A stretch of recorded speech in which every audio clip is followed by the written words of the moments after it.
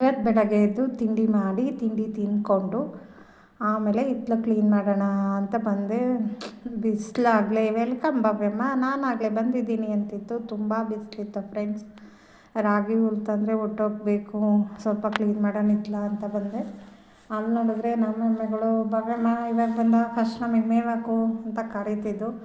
ಅವು ಮೂರಕ್ಕೂ ಮೇವಾಕಿ ಆಮೇಲೆ ಹಿತ್ಲೆಲ್ಲ ಗುಡಿಸಿ ನೀಟ್ ಮಾಡಿ ಮನೆಗೆ ಬಂದೆ. ಮನೆ ಹತ್ರ ಬಂದಾಗ ನೋಡಿದ್ರೆ ಇಲ್ಲಿ ಡ್ರೈ ಫ್ರೂಟ್ಸ್ ಅವ್ರು ಬಂದುಬಿಟ್ಟಿದ್ರು. ದ್ರಾಕ್ಷಿ, ಗೋಡಂಬಿ, ಖಜೂರ ಅಂತ ಕೂಗ್ತಿತ್ತು ಅವಯ್ಯ. ಅಲ್ಲಿ ನೋಡಿದ್ರೆ ಫ್ರೆಂಡ್ಸ್, ಡ್ರೈ ಫ್ರೂಟ್ಸ್ ತೊಗೊಳೋಕ್ಕೇ ಜನ ಮುತ್ಕೊಂಡ್ಬಿಟ್ಟಿದ್ರು. ಅದು ನೋಡಿ ನನಗನ್ಸಿದ್ದು, ನಮ್ಮ ಭಾರತ ದೇಶ ಅಷ್ಟು ಬಡ ದೇಶ ಅಲ್ವೇನೋ ಅನ್ನಿಸ್ತು. ಆಮೇಲೆ ನಾನು ಸ್ವಲ್ಪ ಈ ಒಣ ಖಜೂರ ತಗೊಂಡು ಮನೆಗೆ ಬಂದೆ. ಅಷ್ಟೊತ್ತು ಸಂಜೆ ಆಯಿತು.